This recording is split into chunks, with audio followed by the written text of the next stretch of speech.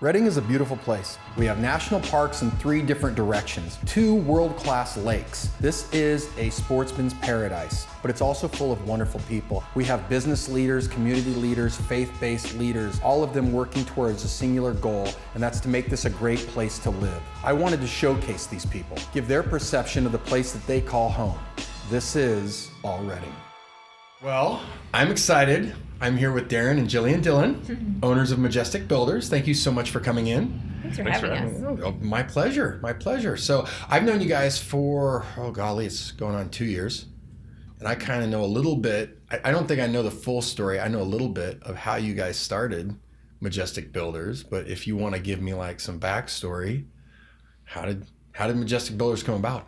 Well, I mean, it all started when I was a little kid. Legos and bikes, you know. I grew up just loving Legos and riding bikes and building both. And then so it's just a fascination of mine from a young age. As soon as I, graduated high school, I'm going into construction. So I did that day one, like literally on graduation. Next day, I'm running a skill saw, building houses. I love that stuff. So that progress, years and years later, opportunity came along to work with my father-in-law. Met this lovely lady.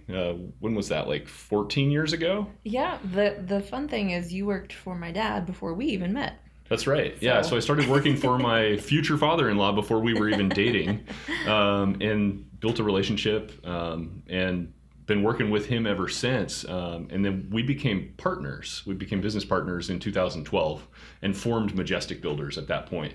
So amazing family partnership, and progress forward to now, as of the winter of this year, or earlier this year in January, we actually were able to retire our partner out of the company. Oh, very nice. I'm sure he's happy. Oh man, he's fishing all the time. He's you can't slow him down. He's an active guy, but it's fun. I mean, I got to see him yesterday and came over to the shop, and we were shooting the breeze. I've had lunch with the guy every day for 14 years. It's kind of weird not to see him after that, but so it's fun, to watch our company progress from us being employees essentially, or myself, and then going into partnership, and then now full on ownership, and the sky's the limit at this point. We're pretty excited with where we're going.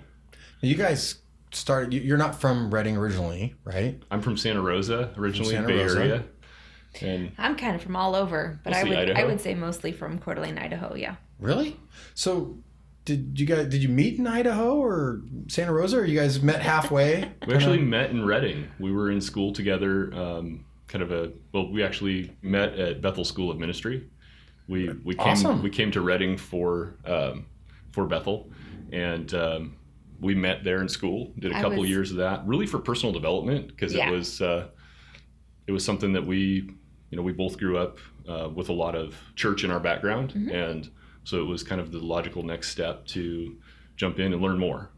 As an outsider, the Bethel School of Ministry, so being an outsider, I think Bethel School Ministry, right? The term comes up, and I'm thinking, oh, people are going to theology school, right? Right. But I'm meeting all these entrepreneurs and business owners that are like, yeah, I went to Bethel School of Ministry and I'm starting a business. And I'm like, okay, clearly I don't have my idea of what the school is and what it really is are two different things. It's not just people going to Africa or, starting a church or something like that. It's actually, I kind of treated it for myself as personal development. I'm learning about, my own faith, and just more about that. And also I learned business principles. Actually, some of the biggest foundations we've built our business on, I learned in that school, from a businessman who was teaching there. Yep. We've, the whole concept of the 3 pillars of business are low price, high quality of finish, and great customer service. And you can only ever have 2 of those at one time. I actually learned that when I was in school at Bethel, and it really just rang true. And so we've built our business on the 2 of quality and service. We're never worried about being the lowest price. We're going to do the best job we can and provide the best experience while we're doing it.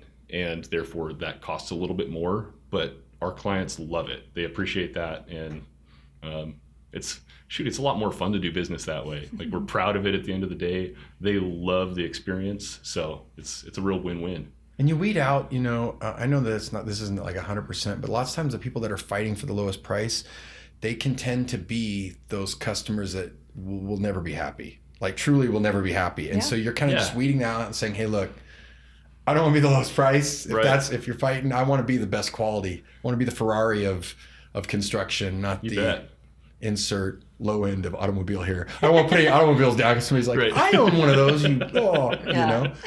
So you guys met at Bethel School of Ministry, and was it for you personal? Is that why you went personal development, or? Yeah. So a lot of people, when they hear that that's why we went, they think, oh, you want to be a pastor. Exactly. No, that's not why we went at all.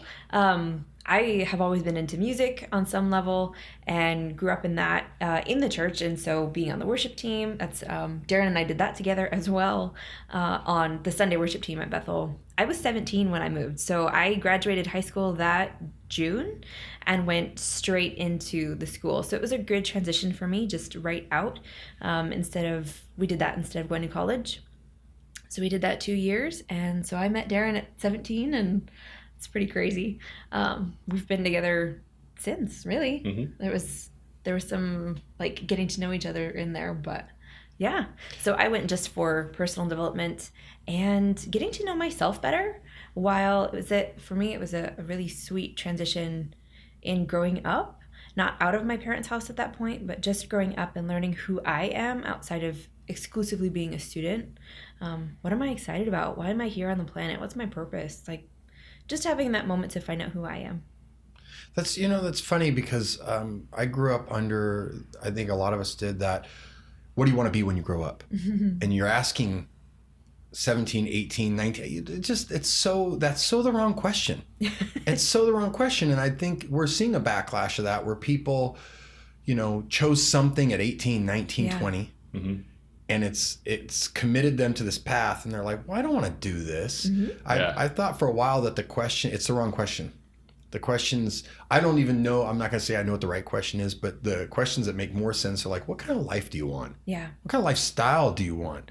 Where do you want to live? Right. I mean, are you someone who wants to be surrounded? Like, I want to be in the city. The city's alive. When I see people talk about like New York, the city's alive, I cringe. I'm like, alive with germs. I dream of being in Trinidad and redwood trees all around me. So it's like, well, then don't pick a job that puts you in Manhattan marketing. So I like that. Did your parents have a connection with Bethel? Like, did you just pull it out of a website? I mean, how'd you go? Crazy enough, we actually because the school isn't age specific other than being, I think you have to be 16. But my parents and we all went to first year together. So it was pretty crazy. The three of us were in there. We sold our home in Oregon. That's where I graduated high school. And we all went to first year together. So it was a really interesting experience and bonding on the same level because we had the same language. So it was pretty cool. They didn't go to second year. Darin and I continued on and did second year. Then we got married so we graduated second year, got married that September, and this will be 12 years together. Congratulations. Yeah. Thanks. Congratulations. So you moved from Santa Rosa to Redding, and that's when you meet her father. Correct. And start working for her dad. Yep, correct. Were you, did you meet her dad through the Bethel School of Ministry? Is that also? Yep. That was the connection? So Bethel brought you here? Pretty much, yeah. Does your family have like the connection with Bethel, or how did you choose? They do now. They actually followed us here. Okay. I had my sister and I actually attended school together, my older sister, and then the rest of my family ended up coming up, and they actually all live here now. That's awesome. And I've met several of them. Yeah. We'll get to met most of them. You guys brought me into personal mastery. Yeah. So I want to talk about that later, but it feels like maybe does personal mastery have similarities, or there are certain concepts that you'd say are similar because you're using similar words to what they talk about, For sure. And that, I would say that's my experience. Everyone goes for a different reason. Right. Everyone goes to college for a little bit of a different reason. So for me, that's what I went, just to discover myself more. And maybe it's also because I went to personal mastery and have really committed myself to personal development that I use that language. other people might have just said, oh, I want to be in ministry and I want to do something different and I want to be with a church who's on the cutting edge. So there's a lot of different reasons, but that was mine, was just not so much to go into ministry. It's an easy transition for people. If they love it and they want to stick around at Bethel, there's potential opportunities to work there. And I did for a couple of years. But Bethel Music is huge. I mean, we're talking worldwide huge. Right. And we were there right before that started to really take off. We're in like we're the old ones. Old school in that sense. I think we were class 8 and that's got to be like what, almost 20 now? plus, yeah. Yeah. So very good. Yeah, they've grown. I don't know when I clearly wasn't aware of Bethel. Oh, really? Until just in the last few years. And there's several businesses around here that have popped up. We're gonna have Jake Hornaday on from Taste and See Ice Cream. Oh, cool! Soon, and his background is, he went to, I think, Bethel School of Ministry, and I met him, and there's been several like that that they're like, yeah, we came here for School of Ministry, and now we opened up a business and we're staying. That like I said, that was one of those things I was like, I didn't get the connection, so I wasn't really paying attention to it, but it's definitely gotten big in the last few years. So you come up here, you start working construction with your soon-to-be father-in-law, and he's obviously a general contractor. And were you guys started off doing homes or remodels, or? We were doing a lot of remodel work, some new custom homes. At that point, there was a lot of spec homes we were building. So what year was really this from been? the ground up. It was in 2006. Oh wow! That we were doing Market that. was So it was booming, blowing up.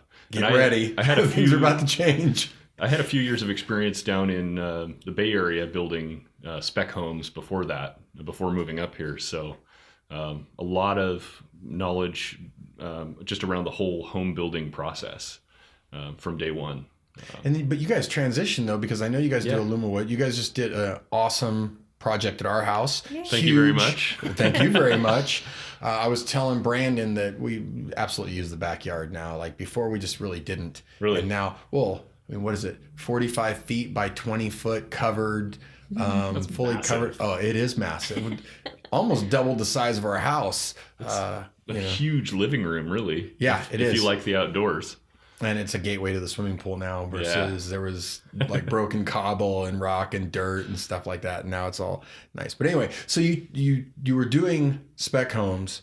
But now, I mean, I know you do a few things, but Alumawood's one of the big ones. We've really specialized in that, kind of taken over that niche market here in town. Redding really needs a lot of shade. It does. A lot of people that move here like low maintenance things too. A lot of people are retiring here. I mean, Redding's an awesome place to live. That's why we stayed here. Moving here, I was assuming, well, I'll stay there for a little bit and then go somewhere else in the world. But I fall in love with this place. This place is amazing, especially loving the outdoors. There's so much to do here. With that, the outdoors are amazing. Like when it's 95 degrees outside, it's dry. If you have shade and some moving air, it's amazing. So that's where jumping into Alumawood patio cover building was such an easy niche for us to take over, because everybody needs shade. And none of the houses around here are built with much shade. I shouldn't say none, but most of the houses don't have much built-in.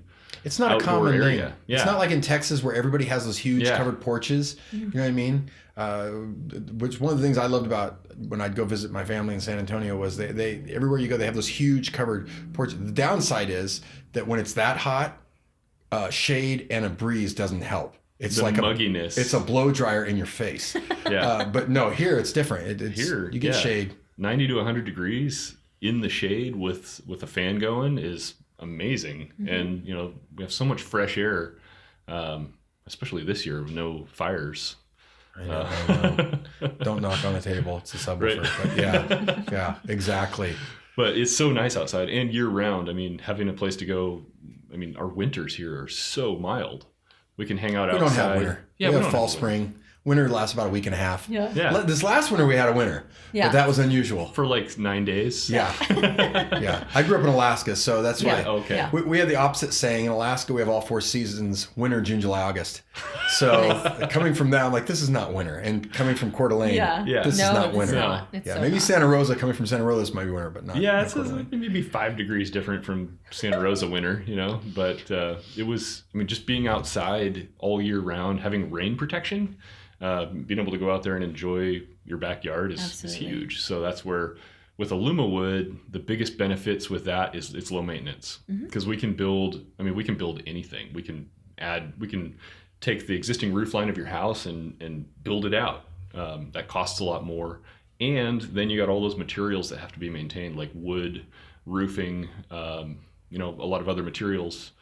Here in Redding, you need to repaint your house every 5 years just to keep away the dry rot, because the sun bakes it so much. So with Aluma wood, they come with a lifetime paint, or quote unquote lifetime paint finish on it, with Teflon in the paint. So it sheds dirt.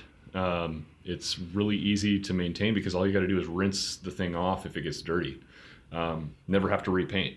So that's why it's just a no-brainer product for Redding, because our sun here, we must be closer to the sun or something, because everything on your house just gets baked and destroyed in a few years. People from Southern California, Central California that aren't familiar with Redding, when they're like, oh, Northern California, they're thinking of Trinidad. They're thinking of Eureka. Yeah. They're not thinking, or Mount Shasta. They're not thinking like, no, it's like 110 degrees. Like what?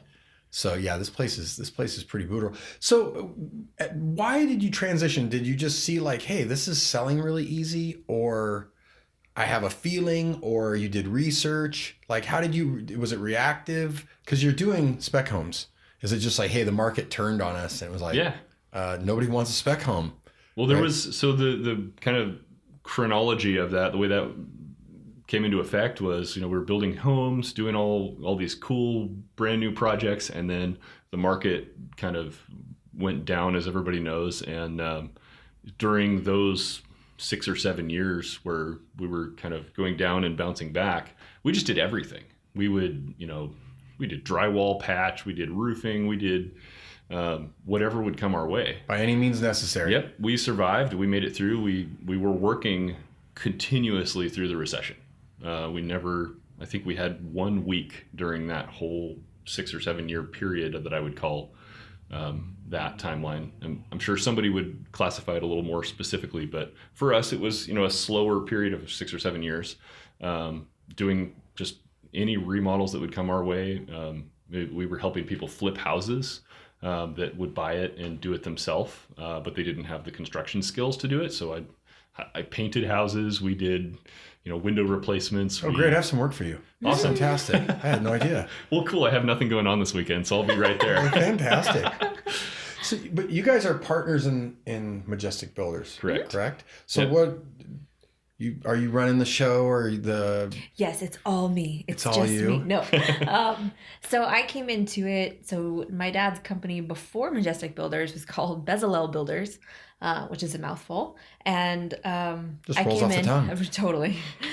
And I came in and helped him with books because he just didn't have any office support. And so I came in to help, which was great. It was just a win for us. And then we realized he just didn't want to do it himself because he was incorporated. And so we decided to join forces, became a partnership, the three of us. And so since then I've run the books and did everything paperwork you could think of. And so you're the person who sent me the invoice. Well, I should say it this way. I do run all of our QuickBooks. I am the CFO in that sense. And we've also, specifically our estimators and project managers are also included in that. I just also happen to do all the legal stuff, the tax stuff, all of the employee things. Mm-hmm. So yeah, I take on that kind of support, and we're a great team. Oh, absolutely. So you said that you went to Bethel School of Ministry and you were interested in personal development. Mm-hmm. Like, are you still pursuing that? Absolutely. Every day. How? So something I shared on a Facebook Live a couple weeks ago, that was kind of fun. I didn't think about it in this sense, but I have been committed to personal development for years now. I started discovering books around how I could change my mindset, or I could increase capacity, or just even improve the way that I think about things. Since then, it's just kind of been an addictive point of, this is just a part of my everyday life. So for me, the way that I take the stairs is I have an audiobook or podcast in my car playing 24/7. I'm in the car, it's 15 minutes to work. I just got in a chunk. Same on the way home. So I read paperbacks, but then I do so much audio because I love to multitask. And it's just a place where I get to recenter before I hop to the next appointment or into work or whatever. So staying in that's just how I really keep myself sharp in the day-to-day. Just like we would physically exercise, I like to exercise the mind. So I journal, I stay in reading the Bible in the mornings. Like we have, that'll be fun. We'll have to talk about our morning routine, but just how we stay connected. So then for me, it got to take on a whole other level when we realized that there's like weekend retreats where you could do the same thing, but with like a ton of results in a really short amount of time. So after Darin drugged me to the first one, then I started dragging him to all the others. So it took me a minute to get out of my comfort zone because I'm an introvert and don't like things to be uncomfortable or not be in control on some level. So you know how much that resonated with me. Yeah. So I understand. And so yeah, we started taking some other classes and that just exploded our growth.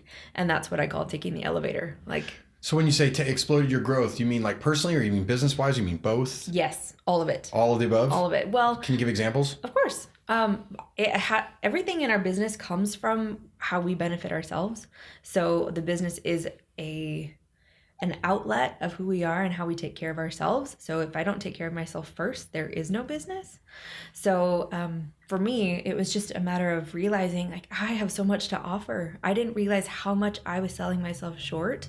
I didn't realize that keeping myself inside, locked away, totally introverting, in the thought that it would keep me safe was also slowly a decay pattern. I just wasn't sharpening myself and offering what I've got to those around me. And so these classes have just helped me discover myself and kind of come out of that cocoon and realize that as a butterfly, I have so much more to offer. I have something to contribute. I have something to give back to the world. And it's been a space where I get to really get excited about things I used to dream about, thinking, oh man, that's like 20 years down the road. Yeah, maybe, sure, one day if someone thinks that of me or if someone says I'm worthy, and shrinking that timeline down to in 5 months, I launched the thing that I actually feel like I'm on the planet to be here for. So from 20 years to 5 months, I would say that's a short amount of time. That's pretty good gain. Yeah. That's pretty good gain.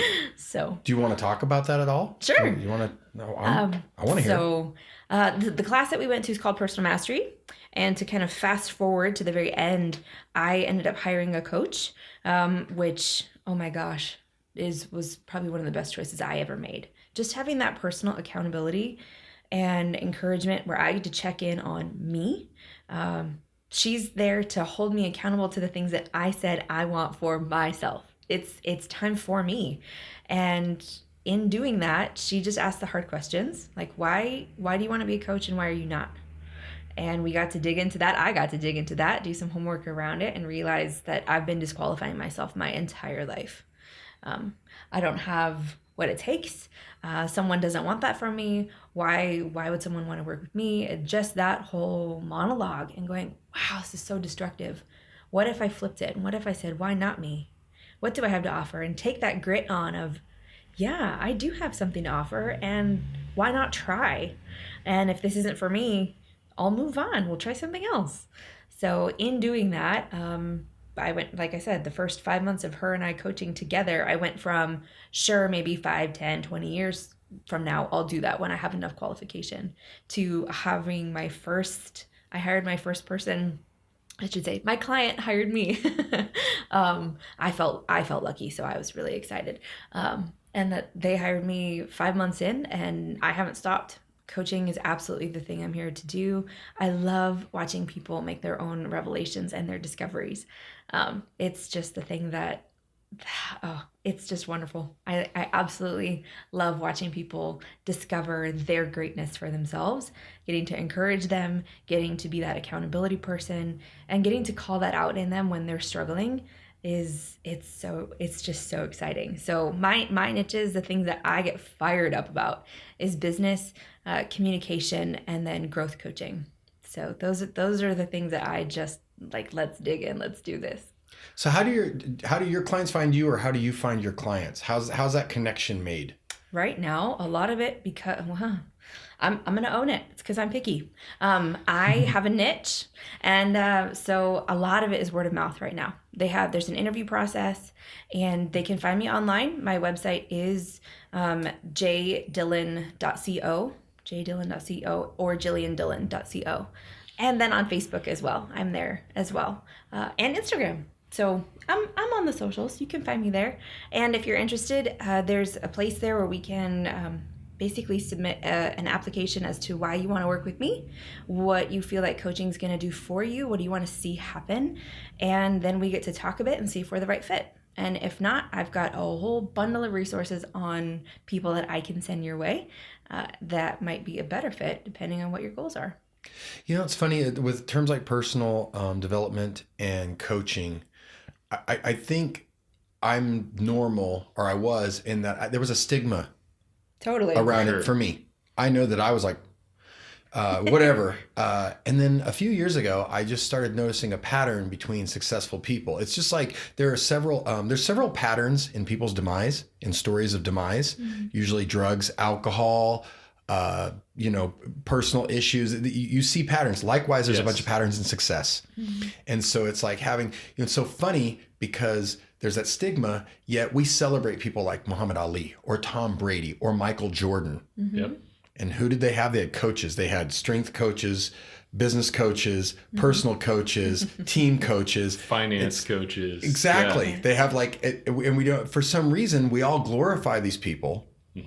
And yet completely dismiss the entire infrastructure they have behind them that's helped propelling them along with, their own personal accountability, personal responsibility. So I don't know why that stigma exists. That I don't understand, because it shouldn't, considering how much we glorify athletes. I wonder if it has to do anything. Off the top of my head would be, I wonder if because in sports it's expected, there isn't a different way to do it. Of course, every team has a coach. I wonder if it's just accepted because that's how we do things. Whereas in life, who are you to be entitled enough to hire? Who do you think you are? And it's like, but if we realize and remember that we don't get where we are on our own, not without a lot of strife. I mean, you can, but how much fun are you having if you just do it yourself? But what happens if you have a team and a support system and someone to believe in you and someone to encourage you and say, hey, you're doing great. What if you shift this over here? Maybe, just maybe it's a little bit more fun or easy. Or, hey, I know you got a lot more in you. Why are you discounting yourself? Come on, play a bigger game. You got this. I know you do. How much more exciting is that? And so, yes, I fully believe I have multiple coaches in my life because I'm worth that. And so are the people around me. They are worth the greatness that I have to offer. So I take it pretty seriously and love the support, the connection, and how we get to network and grow together versus just growing solo. It's more fun to be in the garden than just the one plant by itself, like struggling with all it's got. So, I think about several years ago, I also heard, so the coaches thing, you're right, there's probably this connection, and it might be because they're in this physical realm. And so everyone's thinking the emotional, mental realm over here and the physical realm over here, not thinking like, they're all connected really, and they feed off each other. If you're healthy, you're physically, your mind's better off versus, like we said, we see the clear demise path of drugs and alcohol, right? So that's physical, and yet it plays over here. A few years ago, I started hearing about like high performing athletes using sports psychologists or sports therapists. And you're like, what? And I remember hearing Tony Robbins talk about being called in when people were having meltdowns or people were like, they were on the edge of something big, like, a major golf tournament or something like that. And their team going, hey, we'd like you to come talk to so-and-so because they're not in the right mindset. And I started hearing that and started piecing it together. I hired a business coach a little over a year ago and saw a huge spike. And then, so we went through this period where he was my coach for a little bit. And I'm like, okay, I think I've got it now. And a few months went by, and one of my buddies who we we walk in the morning, we do stuff. And he said, you know, you were different when you were with that coach. And I was like, what? And he's like, you were at your highest. Like there was something about the reinforcement, the psychological reinforcement. And so I know that I still have a little stigma, even though like, wait a second, you got a success and you still have a stigma. It's like, that program was put there a long time ago and it's been running a very long time. Yeah. So you're not just going to get rid of it because you're like, oh, it's a bad program. Like, no, it's going to take a little while to reprogram it or get a program that can go over it. Now, you guys have talked about something. We talked about how you have this philosophy of how your success and goes with the success of the people around you and how you'll have an impact on your community. Could you guys kind of go into that? Because I really like that a lot. So if you wouldn't mind. We love Redding. We love business. We love working with people. I mean, that's really what we do on a day-to-day basis is work with people. Sure, as Majestic builders, we're physically building things for people, but the biggest part of that is working in relationship with our clients and our team. Impacting the community is a big part of what we do, just one client at a time, one teammate at a time. One of the big things that we work hard on is making sure that we are leaving a positive impact everywhere that we go, whether it's fixing something that, repairing something at someone's house, building something new, or even just referring someone, say someone calls in and we don't provide the service they need. We're committed to win-win situations. So if they call in asking us for help and it's not something we do, we've made a point to ally ourselves with a bunch of other service people who do provide those services. So we can, hey, you need a great plumber? Cool, I got one. Here's his phone number. I can't help you with that today, but I know someone who can. Here you go. Now you're equipped. You get to win. It's not what we do. I could just say, no, we don't do that. Good luck. See you later. But here you go. Here's a contribution for you. We love just being a resource. Yeah. It's just if you can call one phone number, why not? And so we do that in personal life. We do that in professional. Just, hey, we love networking with people. This is about win-win. And for us, rising tides lift all boats. And so we do that with our team too. Like if we're winning, they're going to win. How does that, did you guys play sports growing up? A little bit. Yeah, how's that? Because I like what you said. And I came to personal, you guys invited me to personal mastery and went to it, loved it. But I think I'm new in this. So I think about that, like, where's the competition line? Like, is the competition doesn't really exist? You say, you know what? I don't even think about competition. No, it's fiercer than ever. It's fiercer than ever. And yet we have this belief that as we go through this, everybody gets to win. So as a business, to stay in business, we need to make a profit.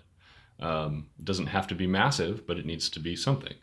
The client needs something. Our goal with our clients is to give them more value than they paid for. So we're promising them, here's what you're going to get. And then we do our best to go above and beyond that so they get more than what they bargained for. And our team, as they grow and progress in our company, they need to be compensated accordingly. And, quality goes up. One of the most exciting things we're doing right now is working in our company, working with our team. As workers join our team, we go through a whole process they actually do a lot of personal development. There's books that they get to read. I mean, construction workers, right? Do they even read as a stigma? Yes, we do. And so we have a whole training period that people go through to learn. There's a lot of trades that take years and years to learn as a general contractor, so they're not going to have that overnight. And yet what we're looking for when we hire people is the character to be teachable, to actually jump in and say, yes, I'm going to do this. Yes, I'm going to finish it. Some of the core values of our company is we're going to finish what we start. We're going to show up early. We're going to, do the best we possibly can every single time. So when we're looking for people to join our team, we're always looking for the people with grit, a fire in their belly. I want to be the best I can be, more than I have every skill on the planet. Look at me, I can do plumbing, electrical, drywall, roofing, framing, you name it. Well, that's great, but are you going to show up to work on time? Are you going to be a team player? Are you a lone wolf and you're going to go off and do your own thing when the going gets rough? That won't work with us. We're a team. I admire the military a lot. I didn't get to go myself due to some physical restraints, but like one of my favorite inspirational things to do is read Navy SEAL books. I love the Navy SEALs. So in my mind, I'm like, how can we build a band of brothers, a SEAL team as a company? And so that's what we're constantly working on, is how can we come together as a team? Where did that come from? Where did that start? Was it Bethel School of Ministry? Was it a book you read? Was it, no, this is my father and parents? Where did this come from? I think just inspirations throughout life. I've always loved reading biographies and learning about successful people. Plus, I want to go places. I want to do things. Like as a person, I want to, impact the world. I want to get out there and do everything I'm dreaming of doing. And so even from a young age, that's where I'm going. I want to do the big stuff. In music, when I was a kid, we grew up doing a ton of music in our family, and I joined a youth symphony that was scheduled to go to Carnegie Hall because that's where we want to go. So I joined them. We went to Carnegie Hall, played to a sold out audience, and got standing ovations. Amazing experiences like that. That's what I'm going for in life. I want to do that sort of stuff. I want to do the big things. So in order to do that, I've got to build character and build a structure of people around me that will support that. The fun in that is not just about doing it myself, but bringing a team of people along and making an impact. I mean, Redding is amazing. I love making an impact here. It's not just about the whole world. It's like, hey, what if we can build a foundation in town to affect here, like make positive change here. And along those lines, a lot of people are focusing so much on all the negative things that are happening. And I believe what we focus on is what we create. Absolutely. Is that the law of attraction? Or that's what you focus on? Probably like 17,000 books that are written about that. Yeah. I've read about 14 of them. And so that resonates with me. Mm-hmm. I believe that what we focus on is what we create. So it's not like we're turning a blind eye to homelessness or turning a blind eye to anything bad that's happening, or, shootings or whatever. But I'm choosing to focus on, here's an amazing opportunity. Here's some things that are happening here that are going to grow our city. I don't know what the solution to the homeless problem is here, or the drug problem, or any of that stuff. I'm not sure, but I sure would like to help find out. I sure would like to, as we have a successful company and end up, the goal of having a successful company is to, of course, create some revenue. The goal of having that revenue can be a million things. For us, one of the big impacts we want to have is to help solve these problems. There's people out there with a passion to solve that problem. Well, that's not necessarily where I'm not necessarily going to jump in and do the nuts and bolts of solving that particular problem, but maybe down the road I could help fund that. Maybe my contribution can be helping them out, supporting people along the way as they're getting into their dreams. Sounds like you're both into personal development. It's, the Majestic Builders is just the vessel. It's incidental. It just happens to be the vessel that you guys chose. Yeah. And you're having an impact, not only on your own lives, but the people that work with you, and as well as the customers. And, I think people that don't know you might watch this and say like, oh, that sounds great. Yeah. That sounds like exactly what you're supposed to say when you're on camera. But knowing you guys, I see you guys, I see your actions. Your actions came, for me, I saw your actions before I heard your words. Mm-hmm. So I saw you guys having an impact and doing things like that. And when we went to Personal Mastery, I noticed how many people there were like, oh yeah, I work at Majestic Builders. I was like, whoa.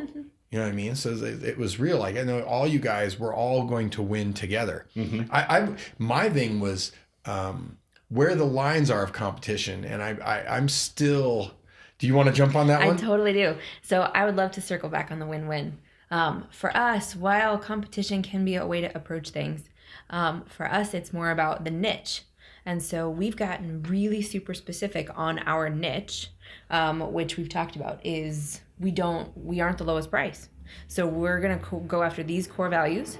And if that aligns with you and what you want on your project, perfect. We're a great fit.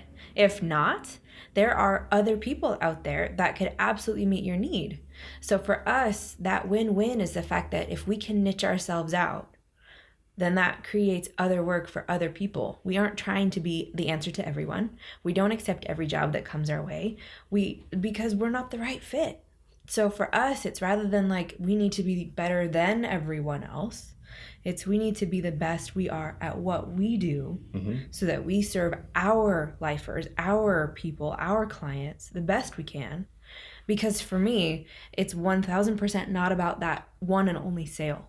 It's, are we going to be the right fit so that when we're done with your patio cover, you want to trust us to come back and repair your bathroom and to give you a kitchen facelift and to then work in your mom's house? Like, we're retaining clients because we are all about relationship. So it's not just about that one sale and move on. It's, you're not a number. You're a name, you're an address. We are our director of first impressions is in love with your particular kid. She's like, I know his face and I'm so excited. Oh my gosh, you're talking about the Becca. Gartins. Yes. Oh, okay. I was like, you mean me literally? Yes, you. Yeah. Like we know people, we know families, and that's what makes us different, but regardless, it's what makes us us. And so for me, the win-win comes in the fact that if we can own our niche, and I get to say that for me personally too, if I can own my niche, then I can host and I can have my dream clients, which makes I have enough time for them because I'm not trying to rescue and save everyone and meet everyone's needs that are outside of what I'm really here for. So that's my approach to how we tackle that, because there are other patio cover companies in town. And if we're not the right fit, we're going to refer you to them because really, why would we? Of course. Can I jump in with that too? So one of the biggest inspirations for me as a person is networking with other contractors who do exactly the same things that we do, learning from them, because we are of the mindset, and I am of the mindset, that there is plenty for everyone. Absolutely. I know, especially for the next few years here in town, there's been a lot of things that have boosted the amount of work from some natural disasters, fire, snow, plus hail. just growth. Redding is so poised for growth. Oh, absolutely. You know, people from Redding talk about moving to Idaho, but people from the Bay Area and Los Angeles and San Diego do not talk about moving to Idaho. They talk about moving to Northern California. Absolutely. Correct. So Redding is poised for major expansion. Much potential. Yeah. Companies are moving here. This can be the next miniature Silicon Valley with everything that's going on with we have a all startup of the culture here. Yeah, it's crazy. Yeah, there is a culture of startups. Yeah. In Redding, and why aren't we talking about that? And plugging other people that have come on and projects that I like is, Adam McElvain is really pushing for the super high speed internet downtown. Yeah. I know that the average person are like, I don't even know what you're talking about. I have high speed. I watch YouTube at home. Right. So I don't know what you're talking about. It's like, no, we're talking about next level high speed where you attract companies. Yeah. Right? And attract companies that pay engineers, that make a very good wage, that then spend their money in the economy, that it's the spark, right? It's like, why did the Silicon Valley just, it's the same concept. So anyway, sorry. So had to plug his project. No, I love that project. I love it. That's awesome. That and the solar project, those are two of my big ones. Anyway, please, sir. I can get on board great. with that. So with that comes a philosophy that we've developed of there's plenty for everyone. I love networking with my close competitors because of that, because there's so much work to be done here. Redding is rebuilding, and then we're building for the future. So there's so much to be done, and there are lots of people here to do it. And a handful of those are excellent. A handful of the companies in town, I'd like to say ours is as well. I think we're excellent. I think we're one of the top companies here. We're definitely working on it. And in the future, we aim to be, in the top 5 construction companies in Redding, and not in production, but in quality and in service. We did get voted best in the North State last year. 2018 best of the North State. Oh, and your reviews are off the chart. Yeah, fantastic. And thank you to all our clients for those reviews. Absolutely. Because that's the next level word of mouth that gets us, growing. It gets us momentum in the community. So with that, I do love to meet with our competitors and say, you know, what's a good referral for you?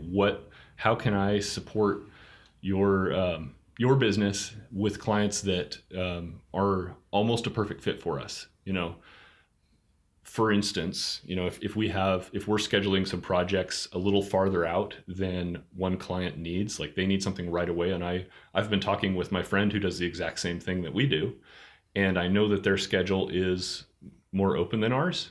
I can say, hey, I trust this person to do your job. They'll serve you better, and, you know, think of us in the future if you need something else. So therefore, I mean, building rapport with our competition is a huge part of what we do. Why not have allies instead of enemies? Like, yeah, why not? I'd love to meet with every one of our competitors and see exactly what they want, because each of us, a lot of times construction companies dilute what we do. We do everything because we can. As a general contractor, we can build anything, but what's our favorite? And so as we focus more on our favorite thing to do, and we have 4 or 5 of those, check out our website, we'll tell you all about it. As we focus on those, then the overflow of things that are not in our favorite things to do gets to go to other people who that's their favorite thing to do, you know? So that's where the competition can win-win. As you know, as sports teams, you know, each contractor out there is their own sports team, right? Mm-hmm. And we're all fighting to win on the football field, essentially. Well, we're all in our own different football field, you know, and we can, I don't know how that analogy works. We'll work on that one. We'll come back next time with a better sports analogy for you. But we don't do sports. I have a question along those lines. I'm way too ADD to watch sports, so we'll forget that one. We just watch motorsports. Yeah.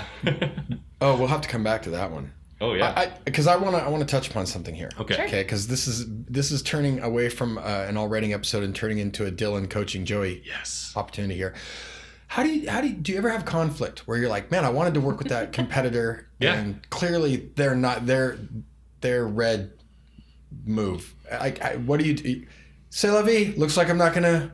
Once somebody lets you know, like, hey, I can't play in your sandbox, do you just go, okay, don't invite Billy to play? That's a really good question. There's a lot of pieces to that. It'd be fun to unpack all those pieces. In general, I mean, take it back to the code of ethics. Which part? Well, so part of what we've done as a company, we're having so much fun this year. Seriously, the infrastructure is lighting us up. Mm-hmm. We have written a code of ethics, the part around not burning bridges. Oh, yeah. We have written a code of ethics for our team that when they get initiated into the team, not anything weird, but we read this together. We have a swearing in of a new employee with our code of ethics. I am statements. And one of them talks about the fact that we uphold a relationship and we don't burn bridges.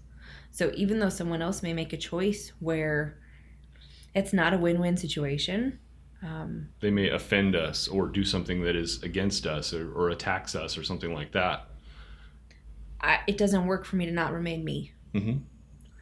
Because my core values and what I'm worth and my conscience and who I am and my core is worth keeping intact. So if I respond in kind, that lowers my energy to where they are.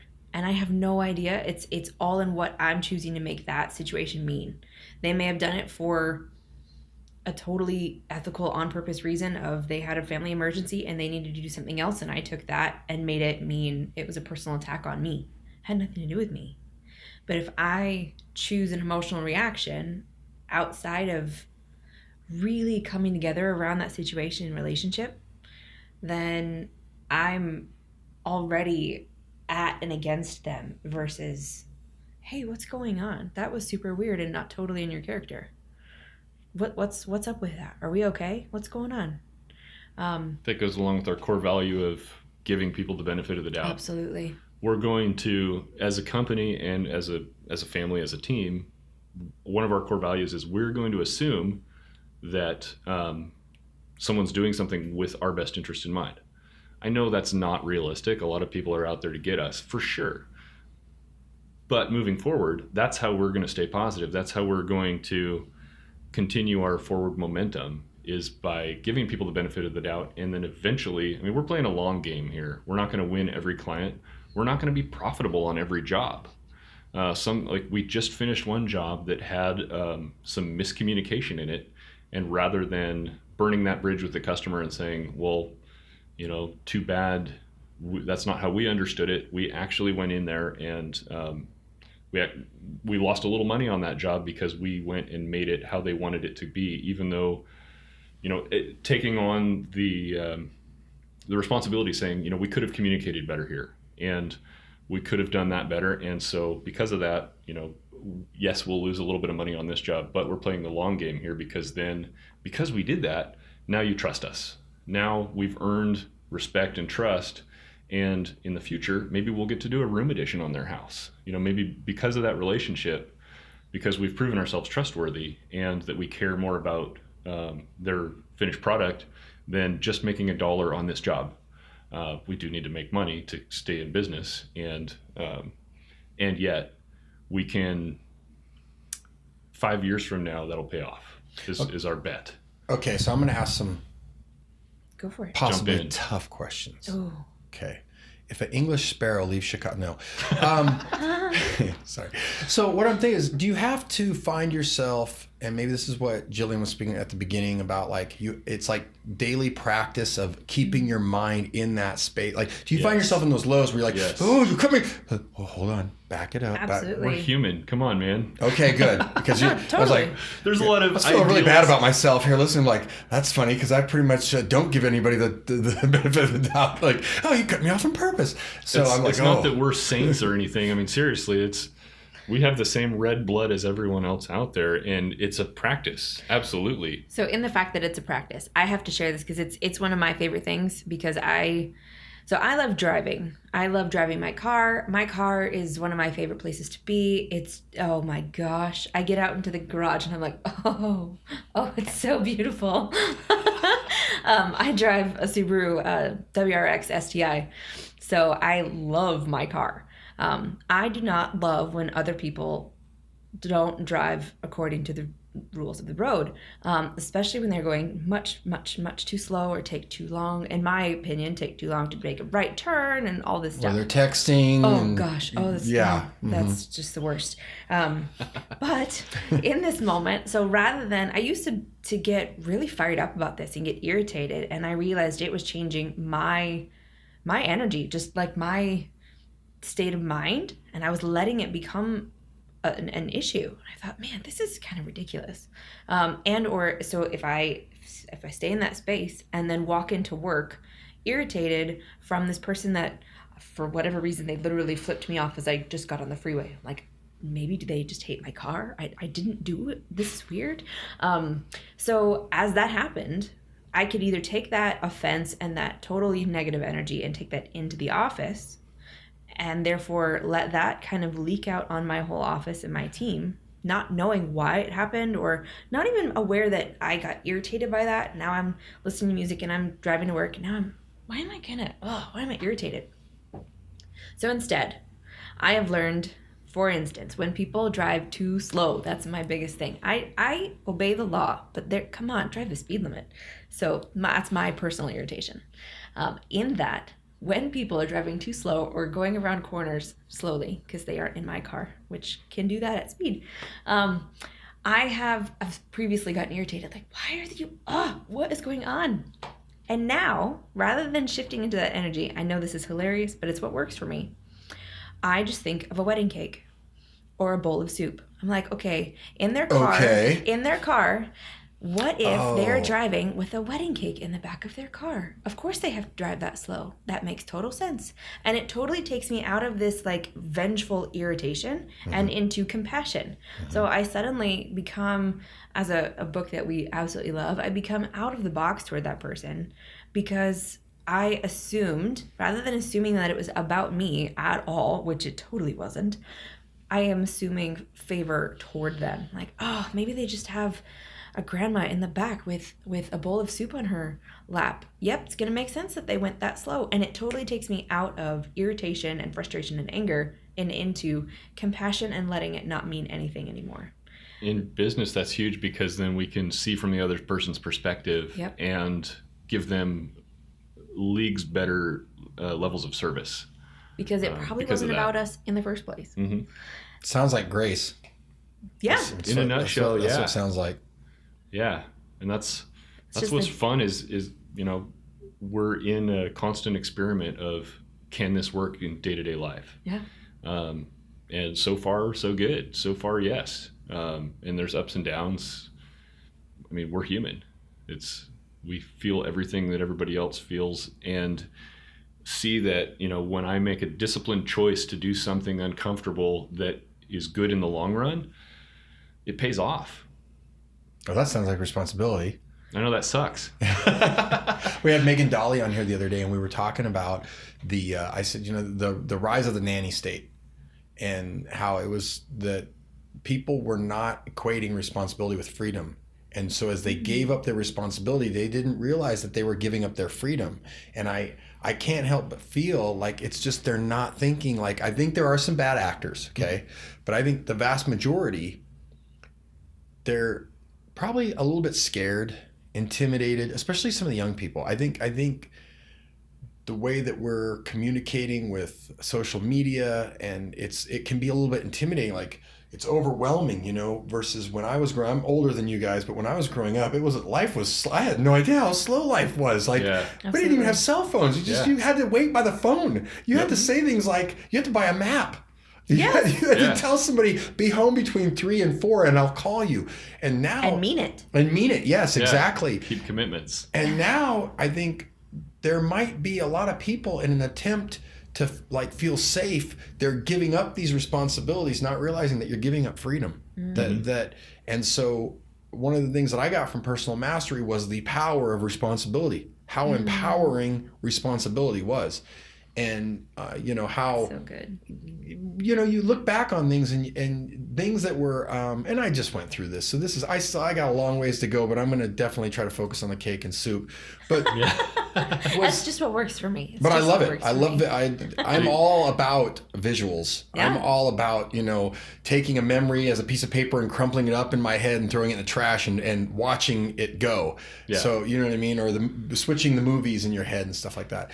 But the whole responsibility, when I started thinking back on times when I felt powerless, and that victim and all the terms that go with that, all the terms of like, hey, I had no control over that. Right. Are you kidding me? I got the bad end of that deal.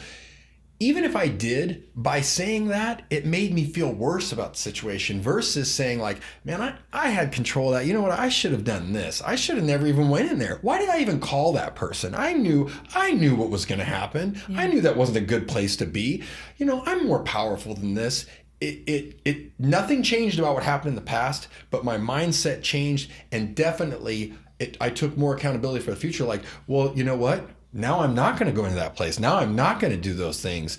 And I'm certainly, if I do them, I'm not going to pretend like I didn't have control over the situation. Come on. Mm-hmm. And that's very, it's subtle things, but you feel more powerful, Absolutely. And so I definitely, and I'm going to the advanced leadership. So I'm going to the next one. That's awesome. And I'm going with John Jones. I'm excited to hear how you like it. Yeah. I'm going to get to sit next to John. Oh wait, John Jones. So get to sit next to John Jones.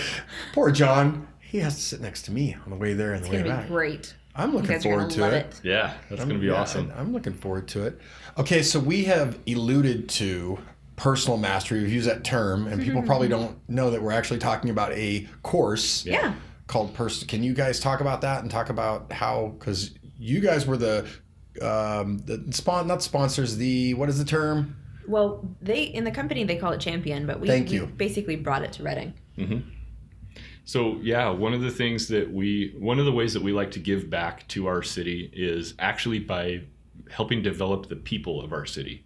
If we can all, as people of Redding, grow ourselves to the next level in character, in performance, the people is what our city's made of. Mm-hmm. And so everything's going to improve. So one of the ways that we do that is we contribute. We actually hire a leadership training company to come to our town and spend a weekend with our people, and friends, neighbors, anybody who wants to come and attend a weekend-long seminar called Personal Mastery. It's like a workshop of experiential learning where we don't actually, we're not teachers in that. We just invite them to come to town and do that. They're a company that doesn't advertise, and they call this course Personal Mastery, which really sums it up well, because if you want to master yourself, if I want to master something in my life, a lot of times having an emotional connection by doing something in a seminar room, practicing, they like to call it like a dojo, as in you're learning karate or something like that. Kata. A place where you can practice outside of, practice new things in a safe environment, such as being compassionate, such as expressing love, such as giving sympathy, something like that. A lot of communicating better. Learning how to listen. Learning how to talk to people who communicate in different ways than I do. Common vocabulary, I think. Totally. Common vocabulary. Brandon and I have discussions about this all the time, about how oftentimes people get lost in the meaning of the word. Like, people, when you can sit back and watch two people debate and they're using the same word, and you realize they have completely different definitions of the word. Yeah. And so they're really struggling with the fact that one of them is saying, A, and the other saying B, but they're both hearing the same word. And it's like, so vocabulary is huge towards communication. How often does that happen when I'm talking with someone on my team, and they're saying something and I'm hearing it completely different, and I'm assuming something that they're saying, and we are completely looking at it from different angles. There's a communication breakdown. There's a lot of tools that we learn in that quick weekend workshop that bring us to a common language where we can actually see from the other person's perspective in a short amount of time. So that's huge. Also, there's a lot of focus around getting to your goals. What do you want in life? And if you could figure out a way to get there now instead of waiting 20 years, are you interested in that? That's such a powerful question. I don't think people... Some people are scared of it. I don't think people... I think it's one of those questions that you say it and someone... people come with the Ferrari, big house, lots of money. And it's like, that's the knee jerk. Yeah. And there's Russell Brunson I went to, he's somebody he had software. I don't want to go down that path, but one of the things he talks about is you have to ask a question 3 times. And I think he got this from Tony Robbins before you get the true answer. Mm-hmm. Like, what do you want, Yeah. And there's almost like a Bible story where somebody asks a question 3 times. Possibly. But it's like you have to ask it. And I think a lot of people are like, they don't really ask themselves that. Mm-hmm. I don't think I did. I think we asked the first time, get the superficial answer because we feel like, well, this is what society says successful. I have to get a college degree. Yeah. In what? Well, that's not the point. Like, oh, but I think that is the point. I think what you're educating yourself in matters. No, I need that piece of paper. And so now we have a bunch of people with paper that are like, this isn't what I wanted. It's like, don't forget the debt that goes with it. And so I think back to that, like, what do you really want?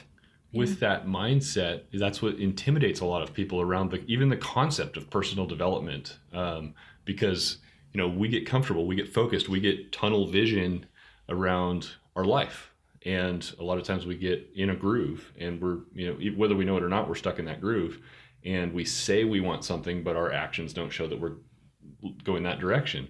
That's where, to me, it's really powerful to even go and revisit something, either a book or, like in this instance, a weekend conference, to kind of rekindle the excitement and the structure of how I'm getting where I want to go, and rebuild some of that and work on how am I getting there. Really take a weekend and just refocus, just really get clear on what I want, what I don't want, and how are we going? What's the path?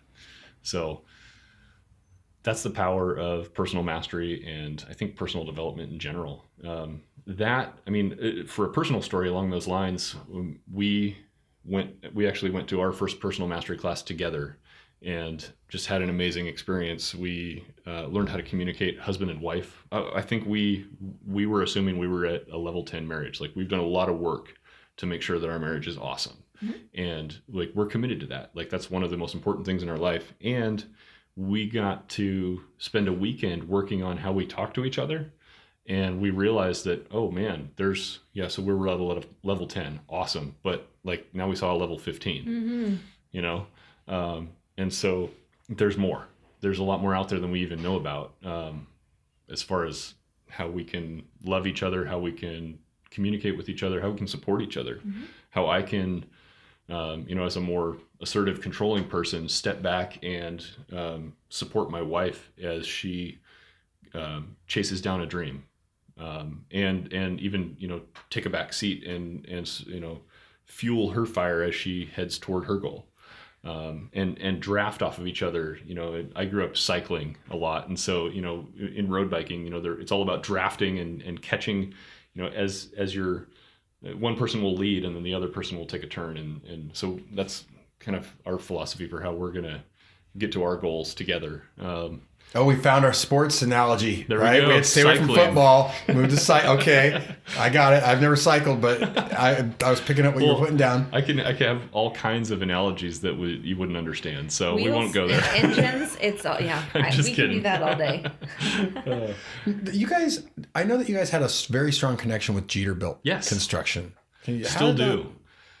So a few years back, actually about 2015, we joined forces with Jeter-Built Construction. Scott and Lisa Jeter have been good friends of ours. We were, before we joined forces with them, we actually were referral partners. We worked hand in hand as general contractors side by side. A lot of things we did were the same, and then we complemented each other in a lot of things. So for instance, we would work for their company as a subcontractor doing structural things. We would, they would work for us as a subcontractor doing electrical work, et cetera. So we found out by doing business together for a few years that we work well together. We built rapport and trust. And then an opportunity came along where Scott and Lisa had a vision for what they wanted to do next. And so we got the opportunity to come in and take over a couple of niche markets that they had been developing, such as the Alumawood patio cover dealership.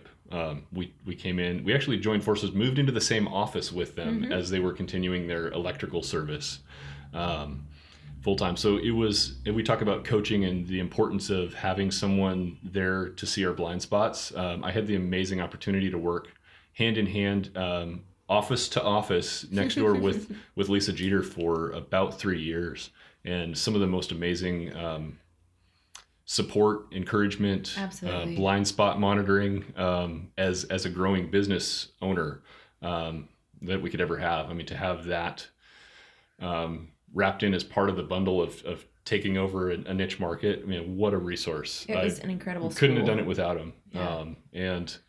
And then in this, about a year ago, we ended up absorbing the rest of Jeter-Built Construction electrical department into Majestic Builders. So, taking on the rest of the team essentially into our company. And the book of business. Essentially the book of business. They're still active in the community. They do some projects as well, but we took over their entire book of business and their clients they had going at the time. And it was just an exciting transition to be able to do that with an amazing, we call them business partners, and really it was more of a coaching partnership. Business mentors. Yeah, business mentoring. To what a privilege to, as an amazing technician. I would call myself before we joined forces with Jeter-Built Construction, I was an amazing technician, maybe even a decent manager. But to go from technician to manager to entrepreneur and CEO with someone like Lisa to have my back, show me the ropes, show the importance of systems, man, we wouldn't be where we are today. We were able to accelerate our growth Absolutely. Because of some dreams and goals that we had. We were able to take that on, jump in with them and say, yeah, let's do it. This is, I want to grow. We want to go somewhere as a construction company. And now we have the opportunity to jump in with coaching and a team. Like, what an amazing opportunity. So we jumped on that. We jumped in the deep end, went for it. And it's been an amazing ride. With that, we can circle back around to what you were talking about with coaching. During that time, you can imagine going from two guys swinging hammers side by side, myself and my business partner, and then Jillian doing all our books, just the three of us running a business, having a good old time, to overnight having 7 or 8 employees, just like that, and having a whole book of business to run. What an opportunity. Amazing. And you can imagine there was some stress with that, right? Oh, absolutely. Just a little bit. A little bit. I used to sleep really, really well, and this all used to be brown. Yeah. So Darin's rocking the gray hair. During that time period, there was amazing growth. There was amazing thing. And there was also an amazing amount of stress that got, just as a responsible human, I took on. Yay, here we go. So through some personal coaching, I hired a coach during that time as well, just to help keep perspective in my life and keep my work-life balance, as it were. There's not much balance to it. When you're chasing down a goal, balance, it's more like equilibrium. The sand moves in the hourglass one direction, and then you flip it the other way as you're chasing something down hard. But hiring a coach really brought me from a stress level of, on a scale of 1 to 10, I was probably at an 11 sometimes, just working my fingers to the bone, staying up all night, trying to figure things out, jumping into next level things that, maybe I wasn't as a person emotionally or, completely educated for, and taking it on. It worked great. It worked amazing. And there was some stress. So working with a coach, I was able to bring that stress level down to a normal 5 within a couple of months. Just by I was doing the same amount of work, doing the same amount of hours at work, working with the same team, like all of the physical circumstances stayed the same, but by working with a personal development coach, they were able to see some blind spots that I had, where I was taking on more internal responsibility for certain things that weren't serving me. And so I was able to get rid of that and, continue on, have the same performance of life, have the same, really all the physical circumstances stayed the same, but my stress level was able to drop from an 11 to a 5. I mean, I was at the point in a few times of, I'm sure we've all been there as entrepreneurs, having, feeling like, oh man, I'm going to have a nervous breakdown or something like that, just with some stress. Panic attacks. Yeah, stuff like that. I love the fact that you're able to talk about that, because I think, we're humans, man. Yeah, but you gotta. There's a lot of I'm a male, I'm macho. Stress came along, so I just ramped up the testosterone production. That's right. You know what I mean? I tightened, Captain America tightened the strap on my arm and just went, and it's like, yeah, that's great for movies, Rocky. What about humans? Yeah, it's like, no, it was tough, man. It was really stressful. And I was like, what, yeah, up at night, not sleeping well, going, what did I do? Bad choice. Yep. And so admitting that and being able to say, okay, how do you fix that? That's, I mean, it's so funny how I think we admire this in athletes. We admire, especially, I think we all love a comeback story. Yeah. Right? I mean, that's the whole Rocky story, which has only been made like, 1,000 times over and over, where it's like the hero's journey, right? You got to take a knee and it's the darkest and it's, oh, wait a second, they're coming back. And yet when we hear it in personal life, it's like we don't want to.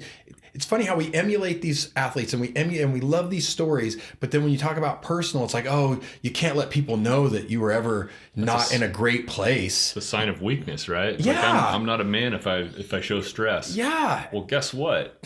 Everybody I know is, has stress in their life. And so if we can learn how to deal with it, we can become high performance people. We can go where we're wanting to go and not burn out. Like if I can figure out how to not burn out and keep my performance growing, like, to where I want to go, then I can do anything. But in order to do that, I've got to figure out how to manage my internal structure to get there. So how did you guys find how did you come to the personal mastery? Was it because you talked about you got a coach, but this is before personal mastery, right? That's actually after. Oh, okay. So personal mastery came first, and with that, some revelation of like, hey, I actually want to do something with my life. I want to go places. I want to do things, and the clock is ticking. I'm not guaranteed 85 years of life with health up until 82, and we never know when our first day and we never know when our last day is going to come along. Mm-hmm. And so I want to start having results now. And so that's what gave us the courage to jump in and actually grow our business and take an opportunity to join forces with amazing people and grow our team. So we started Personal Mastery in April of 2015. Mm-hmm. And we went to the second class they offer, and that was in June of 2015. And then we got the call to meet with Lisa actually the day that we drove home, that we finished Advanced Leadership.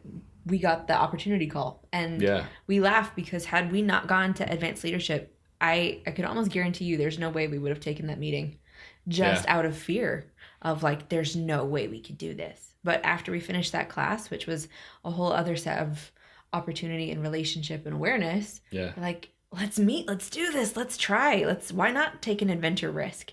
Then let's see, then that August that we started to transition, we moved in August, and we bought the first part of the company in October. So 2015 was a big year.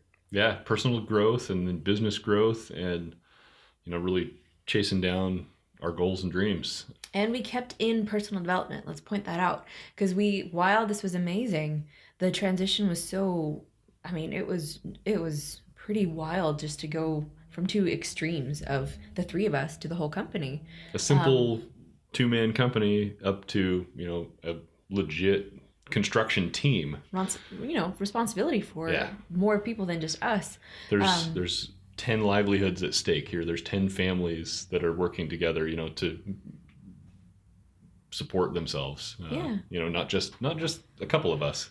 The fact that that's how you see it versus just more money. There's just more money to make. There's just some more money to make. It's a completely different approach. Yeah, but you brought up the families first. You brought up the people and the families first. And I think a lot of, in this post Michael Douglas Wall Street era, it's more like profits, quarterly profits. Mm-hmm.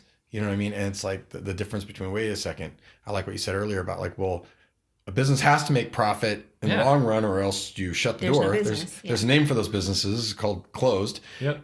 But not making that no, that's the end all. Money's the end all. Profit's the end all. There's a lot more going on than just money in a business, and it's fun to be pulling up our own boots, taking care of business in this respect, and doing personal development at the same time, because it just goes hand in hand. As we build our internal character, we can handle more challenges, and business is all about overcoming challenges. How are we going to deal with this situation? How are we going to treat this client who, working in a market that serves quality and service, or that provides high levels of quality and service, we work with some picky people. Mm-hmm. And that's our target market. And so we serve them well. And that comes with a whole set of challenges. How are we going to treat these people to the, best 5-star experience, or even where's a 6-star experience? That's where having that internal character of personal development continuously going gives you the strength to make the hard calls, make the win-win decisions. But yeah, it is about the people. A city's about people, a business is about people. It's all about how we interact with each other, and how we support each other or fight each other. Part of this whole personal development thing is figuring out, why am I on this planet? A lot of people have a lot of reasons. For me, going through personal mastery and taking more classes and reading books and all that was great. And then during that process, I was able to really put pen on paper and figure out what my purpose on the planet is, which for me is to love greatly and influence others to their fullest potential. And I get an opportunity to do that, to live in my purpose as a human being. That's for me. That's just Darin. That's where I'm taking my life. I get an opportunity to do that every single day with our team, with our clients, with my family, with just anybody I get to interact with. It's do I get a chance to live in my purpose today? Awesome. Well, I never would have discovered that had I not taken on the hard work of discovering, like actually doing the homework to figure it out, which is personal development. Jump in, take a class, do the hard work. I was really inspired by a quote from Tim Kennedy, the famous MMA fighter. He said, anything you want is on the other side of hard work. So for me, I wanted to find out my purpose. So I did the hard work, found my purpose, and now I know it. Now I can run with it for the rest of my life. I'm not sure if little pieces of it will tweak as I go through life. Maybe so, but for now it's held true for about 5 years.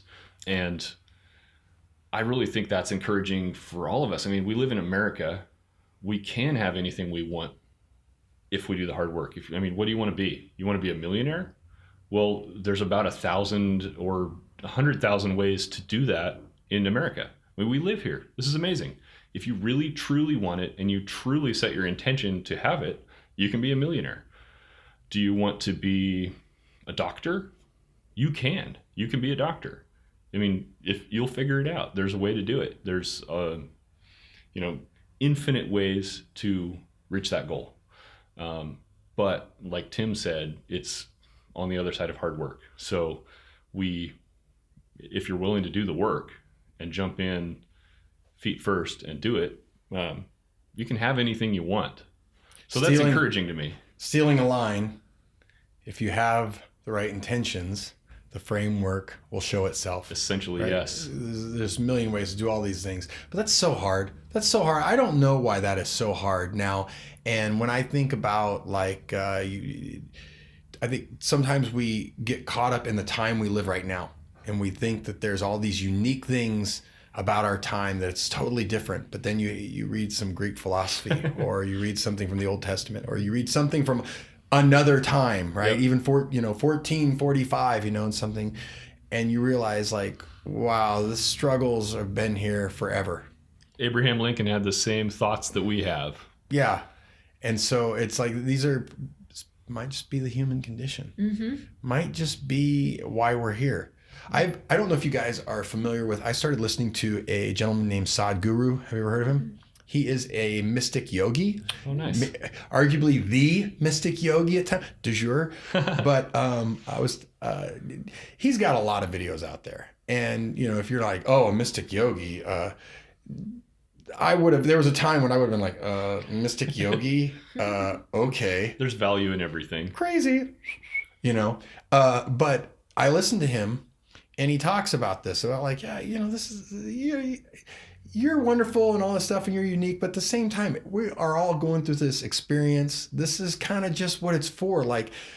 It's a big part of that, don't think about yesterday, don't think about tomorrow. Right now, you're supposed to be here right now. Maybe you're supposed to feel pain right now. Don't lament, the past, and don't be anxious about the future. And the pain that you feel right now, the reason you're feeling it is so that you can then be on the other side of it, and you can celebrate the joy that comes through it. Yeah. You won't be able to celebrate if you have cake and ice cream every day. It just loses its flavor. Yeah. You know what I mean? You've got to go. And so when you hear someone like that, and when you practice it, oh yes, of course.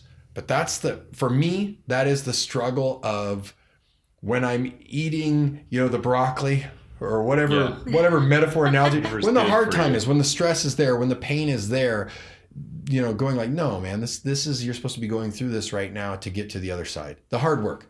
You know what I mean? Because I think I have a really strong work ethic. So I'm gonna take this conversation, make this all about me. I have a strong work ethic. I'm not afraid of work, but there are times I'm just like, man, no mas. I not want to answer the bell for the 5th round. No mas. You're just so I need to work on those. As we were talking, there was a lot of stuff you were saying that, I'm like, man, I want that. Yeah. I want that. Let's do it, man. Let's go. I'm like, I got some mental exercises I got to practice. Yeah. So, and he was talking, and I felt like there was a couple of points that you didn't want to break his rhythm, but you had a couple of hey, some bonus tips. I think the reason, staying in personal development is everything, because if I don't stay sharp, the blade will dull, and then I'm not effective, and what I can give is no longer effective. So part of the reason that, like, I love how it all flowed, because we chose into something that was uncomfortable and unfamiliar. So as far as personal development with business, we did both in the same year.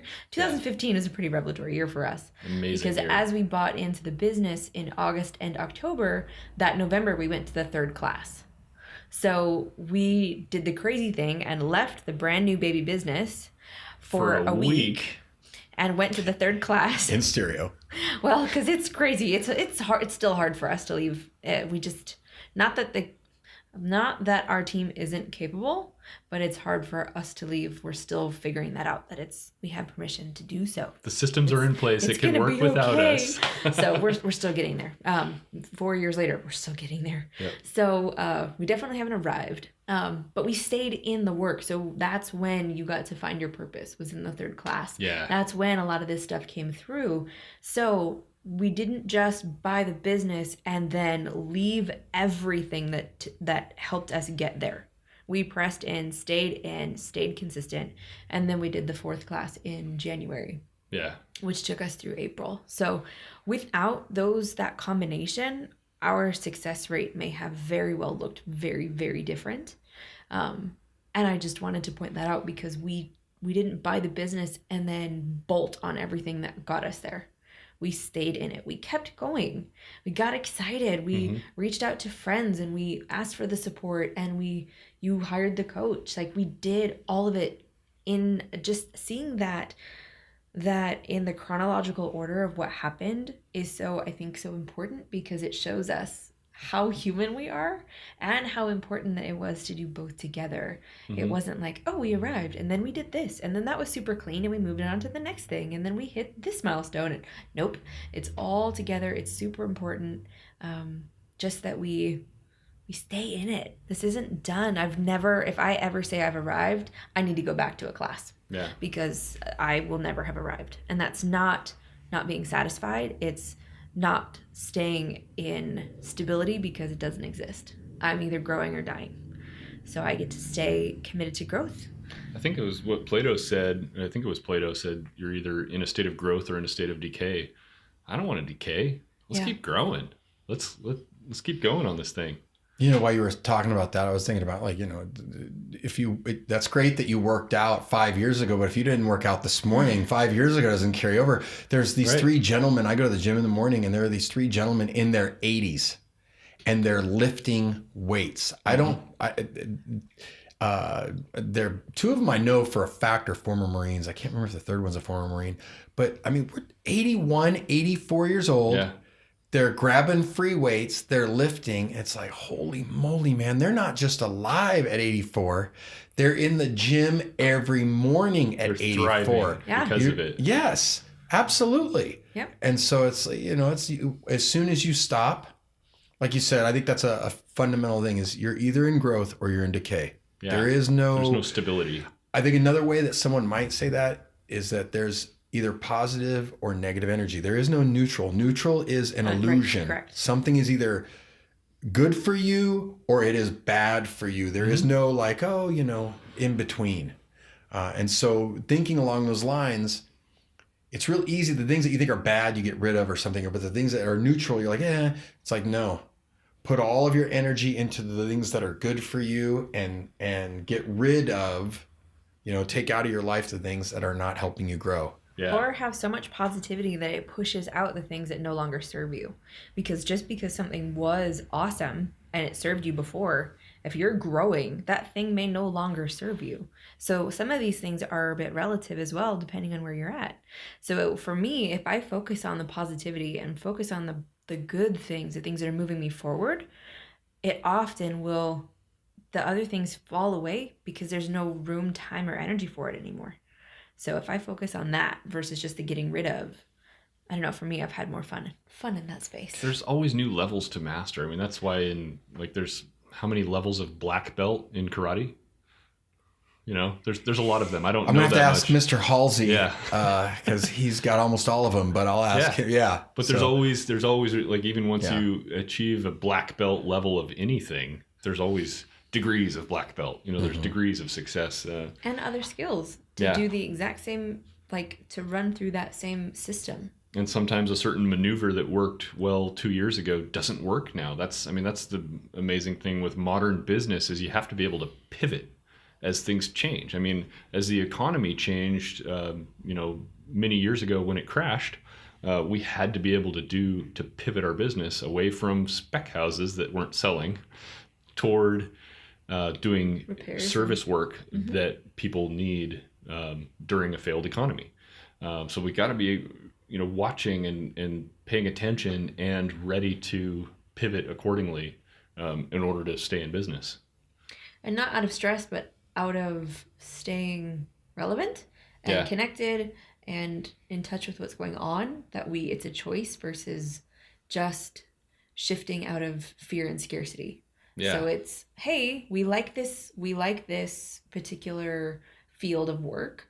What can we do different so that we could stay in it? Oh, yeah, I'd be open to that. Versus, oh my gosh, we have to do this and or we're going to go under. It's just totally different frames of reference to do the same thing. But where are we going to position ourselves and our energy so that we can maintain this?